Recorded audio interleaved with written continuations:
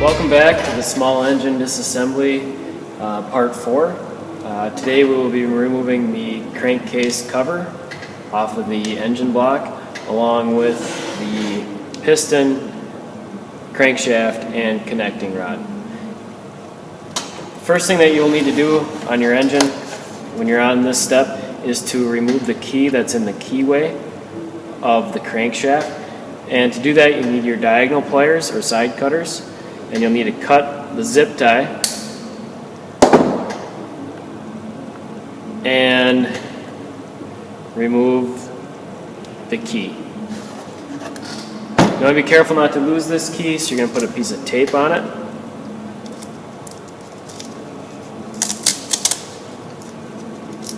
And tape it to one of your parts of your engine. So the first thing I'm going to do to remove the crankcase cover is to remove the bolts that hold it on. We have 1, 2, 3, 4, 5, 6. To do that, you will need your 3/8 ratchet, your 3/8 extension, your adapter, and your 10mm socket. Again, make sure that your ratchet is going in the loosening position, and you can loosen up your bolts.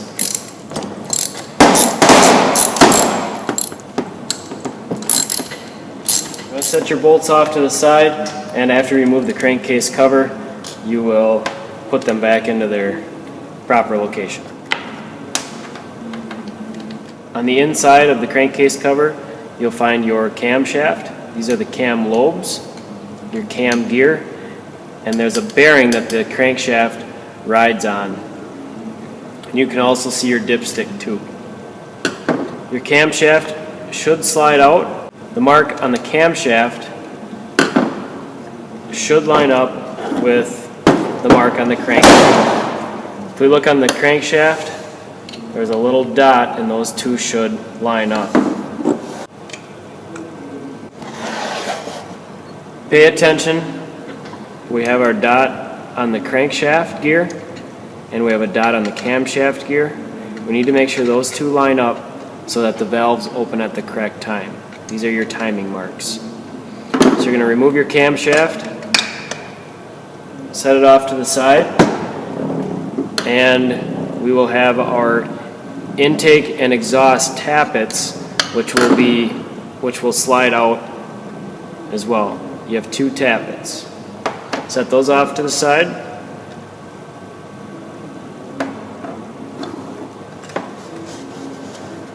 On the bottom of the connecting rod, there's an oil slinger.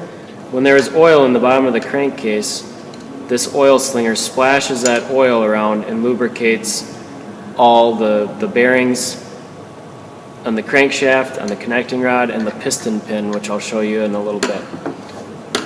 In the far back, we have our governor. There's a governor gear, and we notice that was connected to the carburetor on top when we removed our linkage. Next step is to rotate your crankshaft so that the bolts are accessible to remove the connecting rod. And to remove these, you will need a 10mm wrench.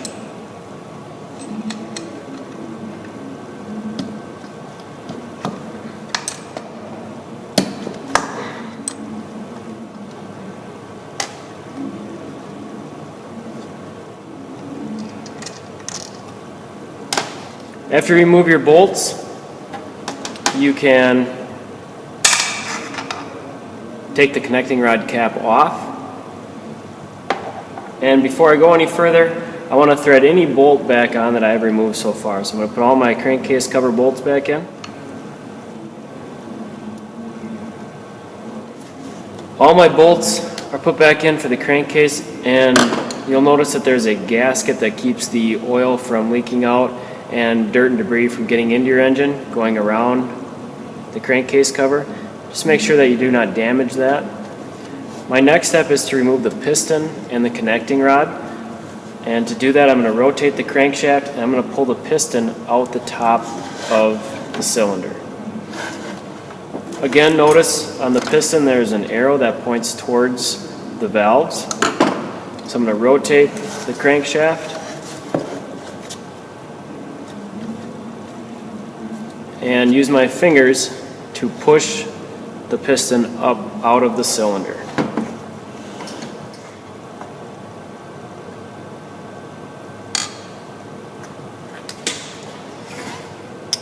On my piston, I have the connecting rod, I have the circlips that hold the connecting rod to the piston pin, which hold it to the piston, and on the bottom of the piston I have an oil ring and 2 compression rings. Notice when you take the piston out, I have one gap on this side of the piston and I have one gap on this side of the piston. That way, if they're lined up, the compression inside the cylinder would go between those, and if they're opposite, the compression cannot. Typically on an engine that has a lot of hours or miles on it, these piston rings will wear down and allow compression to go through the cylinder or allow oil to get on top of the cylinder and make the engine smoke and have less power.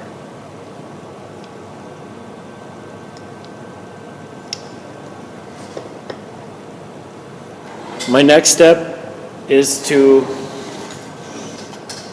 remove the nut on the end of the crankshaft where the flywheel was and remove the key out of the keyway so I can slide the crankshaft out.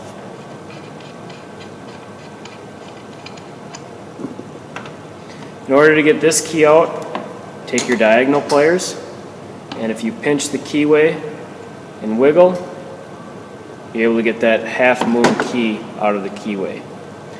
Again, tape this key up so you don't lose it.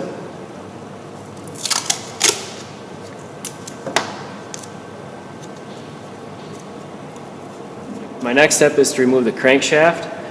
I'm going to grab the crankshaft and slide it out of the engine. And if we look at the crankshaft, we have our main journals on the side and our connecting rod journal in the middle. We have a gear that spins our governor.